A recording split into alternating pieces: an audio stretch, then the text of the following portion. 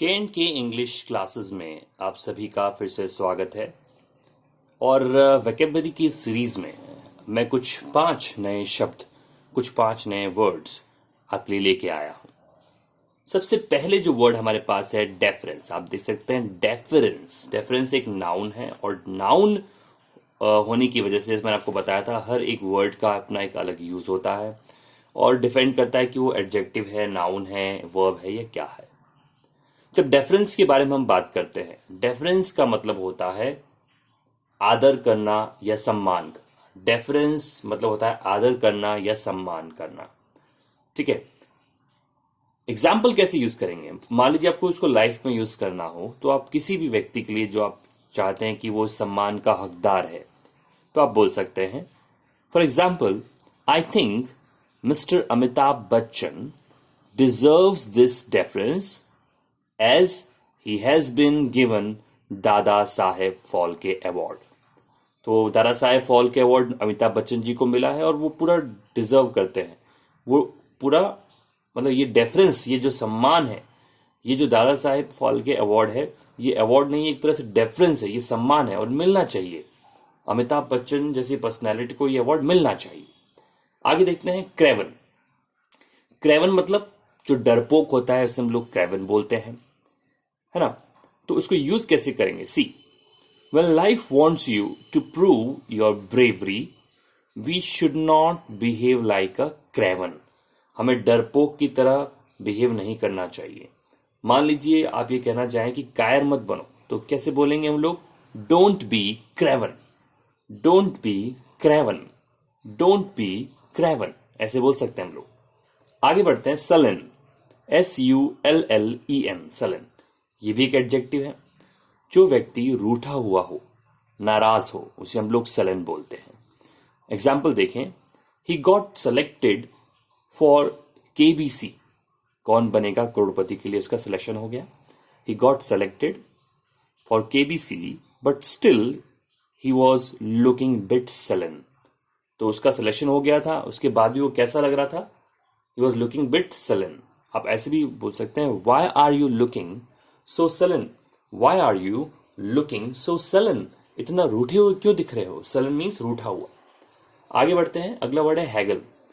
Hegel मतलब होता है मोल भाव करना। आपने कई बार वर्ड सुना होगा बार्गेनिंग। तो बार्गेनिंग को और अच्छा बोलने के लिए आप बोल सकते हैं हैगल, मोल भाव करना। मान लीजिए कोई आपका दोस्त है, वो 5-6 रुपए के लिए दुकानदार से झगड़ा कर रहा है, तो आप बोल सकते हैं स्टॉप हैगलिंग। कैसे बोलेंगे? Stop haggling, stop haggling. Haggling मतलब मोल भाव करना, कि आप जो है हैगल मत कीजिए, है ना। तो ध्यान दें। अच्छा, हैगल का मतलब चिक चिक करना भी होता है। हैगल का मतलब मोल भाव तो करना ही होता है, चिक चिक करना भी होता है। आप कह सकते हैं, I hate such people who are in the habit of haggling.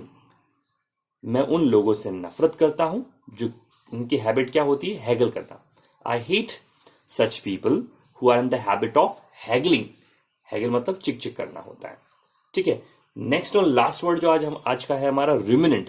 देखो, रिमिनेंट एक एडजेक्टिव है। रिमिनेंट कई जगह हम यूज करते हैं। रिमिनेंट मतलब होता है चिंतन करने वाला, विचार विमर्श करने वाला, है ना। ये एक एडजेक्टिव है, यानी जो अपने में ही खोया रहता हो, चिंतन करने वाला।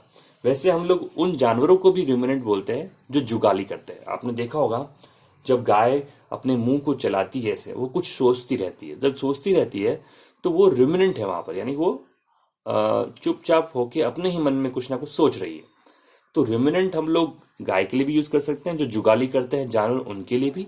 और रिमिनेंट हम लोग उनके लिए भी यूज करते हैं जो पर्सन अपने अपने अंदर खोए रहते हैं, है ना, जो अपने अपने अंदर खोए। अब यहां पर आप एक काम कीजिए, आप उस पर्सन को सोचिए, ठीक है, और उसका नाम वहां पर आप लगा देना। देखिए, मैंने एग्जाम्पल लेता हूं, आपको बताता हूं।